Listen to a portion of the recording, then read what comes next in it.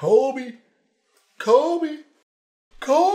What's up, real MVPs? What's up, Bulls fans? Ricky Widmer here, back after Game 2, and I can officially do it. I wanted to do it Game 1. I wanted to do it for the first time of the year, but Bulls. I think after every win, we got to give a big Bulls out there, because the Bulls are now on the win column, 1-1 on the year. Before I get into everything, though, welcome in to another Ricky's Bulls reaction, where every single game of this bowl season, I'm going to be taking to you my thoughts, my reactions after each one. I know I'm recording this one about an hour and change ahead of tonight's game against the Raptors, but hey, then you guys get a Sunday gift, maybe even a late Saturday night gift, probably a Sunday gift, where you get my Raptor reaction. But in this one, talking about the Bulls versus the Memphis Grizzlies. Before I get into it, though, I almost forgot, patreon.com/mostvaluedpodcast. If you want to help support the channel, go down to the link in the description, and that is how you can do it. But let's get into this one. Bulls win 110-102. I definitely have some thoughts and reactions about this game, and I didn't know where to start with this one, because there's a couple things that I want to go with, but I think the first one we're going to start with is, it's the title of the video.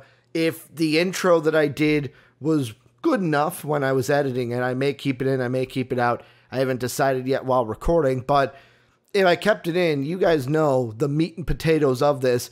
Coby White again went off. And I know that this was a game where early on, Zach was on fire. Lauri Markkanen, after his 35-17 game, didn't really get much going in this one. But the guy I wanted to focus in on is Coby White, because Coby White, here's the thing I want to throw out. And I know that Sean and I on Superfans have talked about before the season, the expectations for Coby White, because we didn't want to get too hopeful. We didn't want to be unrealistic with our expectations. Then Dave and I, it should be up very soon. It actually should be up right now, so you can check it at MVP Most Valuable Podcast on YouTube and at mostvaluablepodcast.com, the Superfans tab. But we talked about, could Coby White win Sixth Man of the Year? Because I was listening to Bulls Outsiders after Game 1, and they threw that out there as a bold prediction. So, I mean, we kind of talked about it. Now, hearing more people, Will Purdue on Bulls postgame after this one was like, hey, watch out for Sixth Man. And I bring that up because after this game, watching late in the game, Jim Boylen, I think it's time. Like, I don't want this to feel like an overreaction to 2 games, but I think it's time to start Coby White. I think it is truly time to put him in the starting lineup in this one. He had 30 minutes in this one. Satoransky only had 22. Obviously, Sato's production hasn't been what we all expected it to be. I know he's not the only struggling Bull right now, and I know that people in the first game were like, well, Ricky, he barely played because Jim Boylen wanted to reward Chris Dunn with minutes. And I don't know if it's just me, I don't know if it's you two, but I mean, watching them late in that game, like early on in the game, I'm like, okay, Coby's looking good. But there's always that question of, how is he and Zach going to work together? Well, late in the game, I don't know about you, I was watching it, and I was loving it. Him and Zach out there, the team actually took the lead. They held the lead. We win 110-102. I don't know if Boylen's going to do it tonight against the Raptors. Like I said, I'm recording this before the Raptors game tips off. But I mean, I'm all in. Coby White, starting point guard. Make it happen. I have no quandaries after watching this Grizzlies game. The fourth quarter minutes that Coby and Zach got together, I think this can work. I think it's time to. It's not that Sato is bad or anything. I just feel like what I saw with Coby and Zach, if we can get that to start a game, let's go ahead and get that. And I think Sato could be good for that second unit still, and kind of take some pressure off of Sato as well. Because, I mean, as a veteran coming in, the one thing the Bulls, we need was point guard. So I wouldn't be surprised if there's a little pressure there. But, I mean, that kind of leans into another thing I wanted to mention of, for the second straight game in my mind, Bulls start out flat. And I know Zach got going early on, and he seemed to be the only one going early in the game. And I mean, I don't know if it's because Otto Porter's not hitting well. I mean, in this game, he went 1 of 6 after going, 3 of 10, I want to say, in the Hornet game. He hasn't been going. There was a mid-range jumper that I know that he should have hit, and I was like, oh, you got to have that one, Otto. And there were some threes as well in this one that just weren't falling for Otto. With him, I feel like shooter's going to shoot. He's just in a funk to start the season. Hopefully he gets out of it. The other thing is, Bulls just start out flat. It's like one guy, Lowry in game 1, started out great. The rest of the Bulls flat. Zach starts out hot in this game. Rest of the Bulls flat. I kind of feel like, to go off of the analogy I used in game 1 about the test and, you studied for the test all preseason, and then when the test came, you failed. This game was kind of different. It was kind of like that semester, that student that's like, I'll be fine. It's the Grizzlies. I'll be fine. And then it's like, they kind of do enough. Like, you might fail the semester, but you're doing enough to stay in range of that C. And then right at the end, you get that A, and you're like, cool, I passed the class. But are you confident with that pass? Nope, but I passed the class. That's the only thing that matters. And that's how I feel with this one. Did we get a little lucky? Yeah, we did. Because there were times, like, we should have lost this game. I'll be completely honest. We should have lost. But when you get a win, cool. You get a win and you move on. This needs to change those for the Bulls. We need to come out of the gates on fire. We're not going to be able to every single game have a rough first half and then kind of figure it out after halftime and win the game. You're not going to be able to do that every single game, which leads me into, yet again, for the second game, I am going to harp on it. Defense. Defense. Because our defense was atrocious in this one. Yet again, I mean, the thing that I like, against the Hornets, it was, wow, our defense is atrocious. But they were hitting every single three. Watching this game, there are two things defensively that I want to zero in on that need to get fixed. And I know only having, like, I think it was, a day? Because the Bulls played on Wednesday, then on Friday. So, yeah, you have a day in between. It wasn't going to be perfect for this game, but I sit here and watching Memphis, they went 10 of 23, 10 of 29, I'm sorry, from beyond the arc. They weren't hitting them. But the majority of these shots from beyond the arc for Memphis were wide open threes. And I think what it is while I'm watching it, the Bulls, correct me if I'm wrong, Bulls fans too, because I'm not perfect, but it looked like they were in a zone and then they would collapse wherever the ball would go.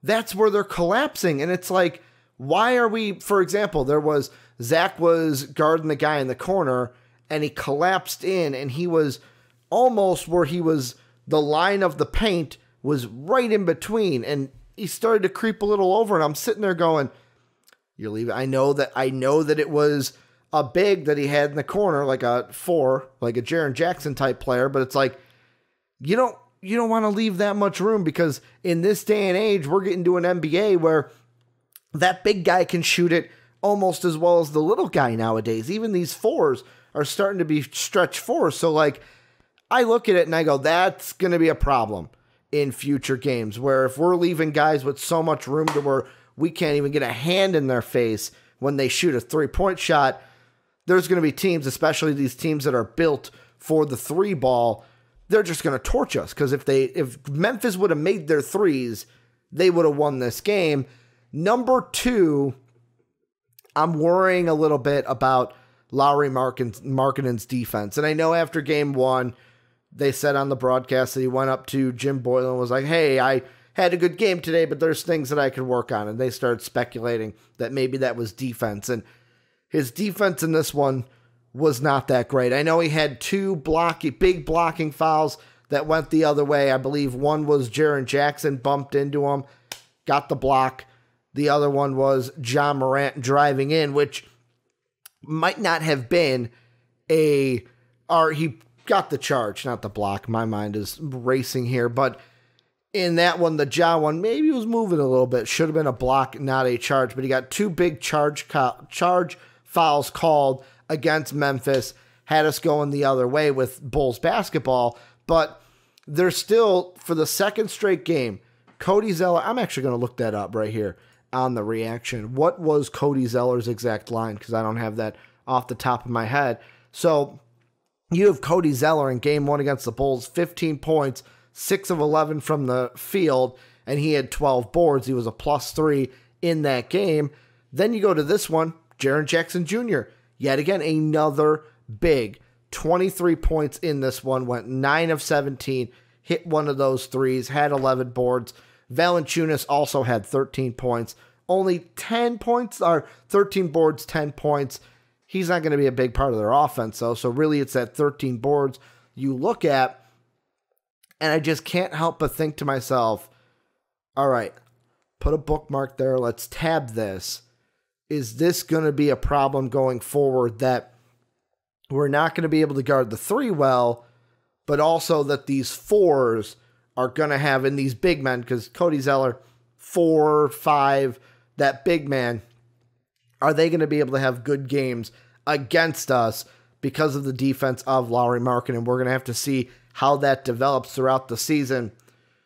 And then the last thing I want to talk about, and this is kind of Ricky's rant, or the rant portion of the reaction. There was one point in the game where they talked about Zach Lavine, and they were talking about how Zach Lavine doesn't get, because there was one play he drove in and he got absolutely murdered, and he didn't get the call. Ball goes the other way. He starts to jar at the ref, and you got Neil and Stacy talked about it. I know Kendall and Will Perdue even mentioned it in the halftime report. But the thing I don't understand, and this is a reffing issue across the board, this isn't even just a Zach Lavine thing.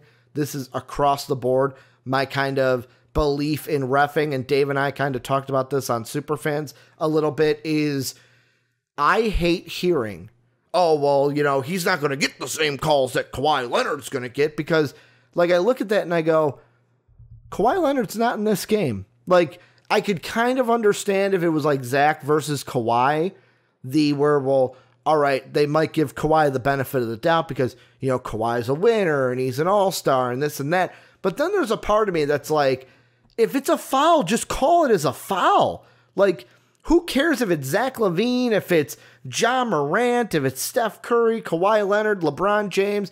Let's see, I don't even care if it's Colin freaking Sexton out there. I don't care if it's Dennis Smith Jr. These are just some guys that I know, like Sean has ragged on the fast break, how the Cleveland Cavaliers are absolutely garbage. So that's why I brought up Colin Sexton, but I don't care who it is. If it's a foul, call it as a foul, because in this game, it's not like, and I know how they're saying, like, oh, well, if Zach maybe makes an all-star game or wins some games, maybe the refs will respect him.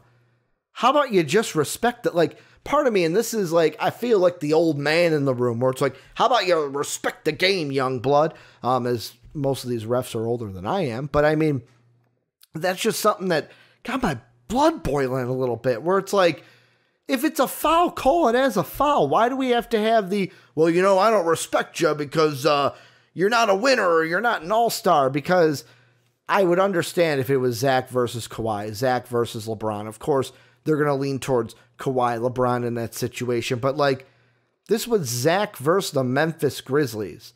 So does that mean you got more respect for Ja Morant, Jaren Jackson, Grayson Allen, Jonas Valanciunas, or Jonas Valanciunas, as we like to call him on the fast break, more than Zach Lavine? I don't know.